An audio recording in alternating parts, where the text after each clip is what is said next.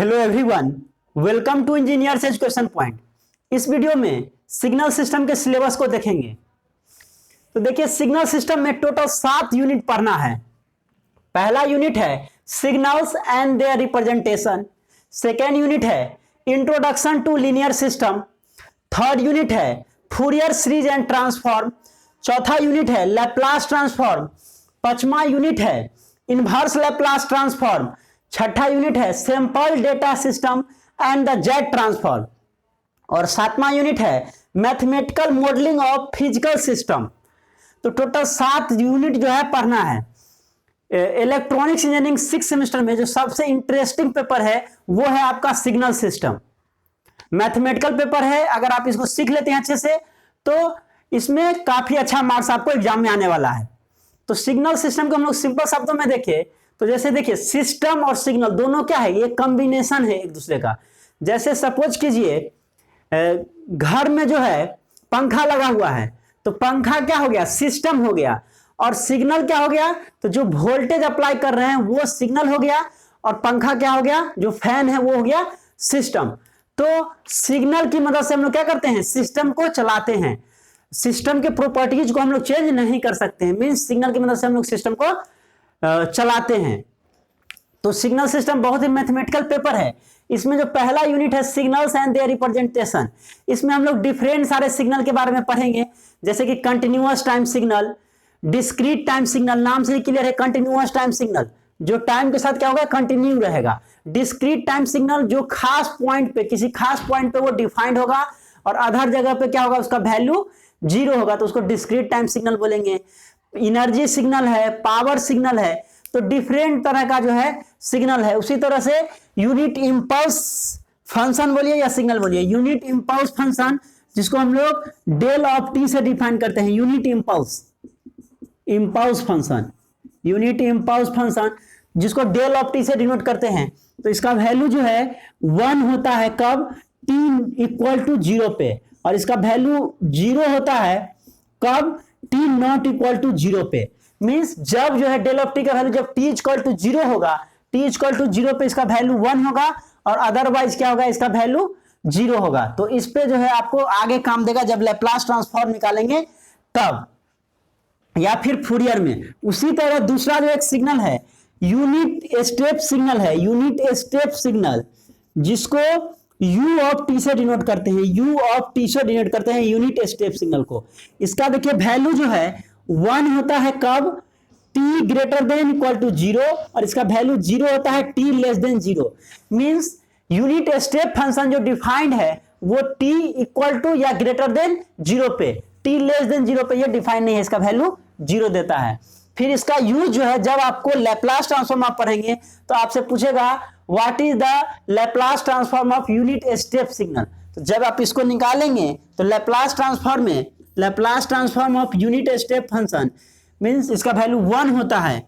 Laplace transform of 1 क्या आएगा, Laplace transform of 1 आ जाएगा 1/s आ जाएगा। तो लैप्लास ट्रांसफॉर्म में इसको देखेंगे।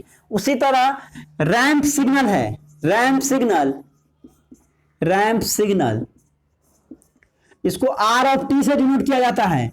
तो इसका वैल्यू जो है t होता है t greater than equal to 0 में, और 0 होता है t लेस देन 0 में। तो ये रैंप सिग्नल हो गया, सबका यूज होगा आगे लैप्लास ट्रांसफॉर्म जब पढ़ेंगे तो फूरियर ट्रांसफॉर्म में। तो डिफरेंट सारा सिग्नल्स के बारे में हम लोग पढ़ेंगे इस चैप्टर में, फर्स्ट यूनिट में। सेकेंड है इंट्रोडक्शन टू लीनियर सिस्टम। तो इसमें हम लोग डिफरेंट सारा सिस्टम देखेंगे। जैसे कि सबसे जो अच्छा सिस्टम है LTI system, linear time invariant system. LTI system जो है सबसे बेस्ट सिस्टम है और स्टेबल माना जाता है। लीनियर भी हो और टाइम इनवेरिएंट हो, मींस ऐसा सिस्टम जो टाइम के साथ चेंज ना हो, तो टाइम इनवेरिएंट हो गया। लीनियर सिस्टम ऐसा सिस्टम जो होमोजेनिटी प्रिंसिपल और एडिटिविटी प्रिंसिपल को फॉलो करे, तो उसको हम लोग लीनियर सिस्टम बोलेंगे। तो एलटीआई सिस्टम के बारे में पढ़ेंगे, कॉजल सिस्टम पढ़ेंगे, नॉन कॉजल सिस्टम पढ़ेंगे, ठीक है। तो डिफरेंट सारा सिस्टम के बारे में हम लोग पढ़ेंगे। Stable system, unstable system, different सारा सिस्टम को यूनिट 2 में पढ़ेंगे। यूनिट 3 में फूरियर सीरीज और फूरियर ट्रांसफॉर्म को पढ़ेंगे। जो सिग्नल दिया हुआ है उसका हम लोग फूरियर सीरीज और फूरियर ट्रांसफॉर्म पढ़ेंगे। उसमें हम लोग फूरियर सीरीज में डिरिचलेट कंडीशन देखेंगे, कोई भी सिग्नल जो है डिरिचलेट कंडीशन को सेटिस्फाई करेगा तभी उसका हम लोग फूरियर सीरीज निकाल सकते हैं। डिरिचलेट कंडीशन को पढ़ेंगे और फिर हम लोग फूरियर ट्रांसफॉर्म देखेंगे। यूनिट 4 में लैप्लास ट्रांसफॉर्म पढ़ेंगे, डिफरेंट सारे सिग्नल का लैप्लास ट्रांसफॉर्म निकालेंगे। इसका जो बेसिक फार्मूला होगा, जैसे कि x ऑफ t का, सपोज कीजिए x ऑफ t का लैप्लास ट्रांसफॉर्म निकालना है, तो इसका लैप्लास ट्रांसफॉर्म कैपिटल S और x ऑफ s लिखते हैं equal to integration minus infinity to plus infinity x of t e to the power minus st dt। ये होता है इसका जो नॉर्मल बाइलेटरल फार्मूला जो होता है वो। Laplace transform of x of t equal to क्या होता है, x of s means time domain को जो है फ्रीक्वेंसी डोमेन में s डोमेन में कन्वर्ट किया जाता है लैप्लास ट्रांसफॉर्म में। और ये जो s यूज हुआ है, ये s इक्वल टू होता है सिग्मा प्लस जे ओमेगा। सिग्मा हो गया रियल पार्ट, ओमेगा हो गया इमेजिनरी पार्ट, और ये आपका कॉम्प्लेक्स हो गया, कॉम्प्लेक्स नंबर।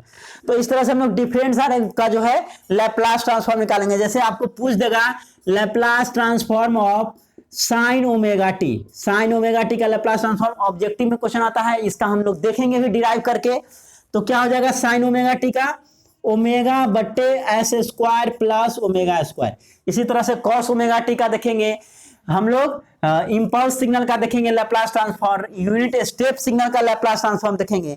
तो डिफरेंट सारा सिग्नल का क्या हो गया लैप्लास ट्रांसफॉर्म हम लोग देखेंगे।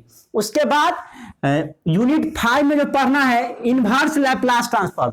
तो इनवर्स लैप्लास ट्रांसफॉर्म में क्या पढ़ना है, जिसका आप लैप्लास निकालते हैं उसी का फिर इनवर्स लैप्लास निकालना है। सपोज कीजिए आपसे पूछ देगा इनवर्स लैप्लास ऑफ ओमेगा बट्टे S square plus omega square, तो क्या होगा इनवर्स लैप्लास। तो Laplace transform sine omega T का क्या होता है ओमेगा बट्टे S square plus omega square. तो यहां पे इसका इनवर्स लैप्लास क्या हो जाएगा साइन ओमेगा टी। तो इसी तरह से इनवर्स लैप्लास ट्रांसफॉर्म पढ़ना है। फिर उसके बाद यूनिट 6 में sample data system and the Z transform, फिर आपको जेट ट्रांसफॉर्म पढ़ना है। तो लैप्लास ट्रांसफॉर्म जो हम लोग निकालते हैं वो कंटिन्यूअस टाइम सिग्नल के लिए, और जेट ट्रांसफॉर्म जो निकालते हैं वो डिस्क्रीट टाइम सिग्नल के निकालते हैं, डिस्क्रीट टाइम सिग्नल के लिए। Laplace transform continuous time signal के लिए और jet transform discrete time signal के लिए। तो फिर हम लोग जेट ट्रांसफॉर्म निकालेंगे, उसके देखेंगे क्वेश्चन को। लास्ट में आपका जो यूनिट 7 है mathematical modelling of physical system, इसमें हम लोग ब्लॉक डायग्राम रिडक्शन टेक्निक पढ़ेंगे। उसके बाद सिग्नल फ्लो ग्राफ करेंगे, मैसन गेन फार्मूला पढ़ेंगे, ठीक है। ब्लॉक रिडक्शन टेक्निक में देखेंगे हम लोग ब्लॉक जो है बहुत बड़ा बड़ा ब्लॉक आपको रहेगा और उसको रिड्यूस करके जो है आपको आंसर लाना है।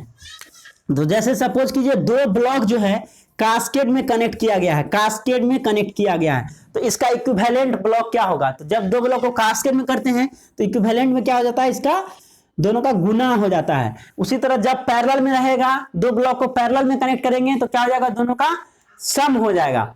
तो इस तरह से हम लोग लैप्लास, इसमें हम लोग यूनिट 7 में देखेंगे block diagram reduction technique, different सारा जो है टेक्निक्स है उसको हम लोग पढ़ेंगे और उस बेसिस पे फिर ब्लॉक को रिडक्शन करेंगे, रिड्यूस करेंगे।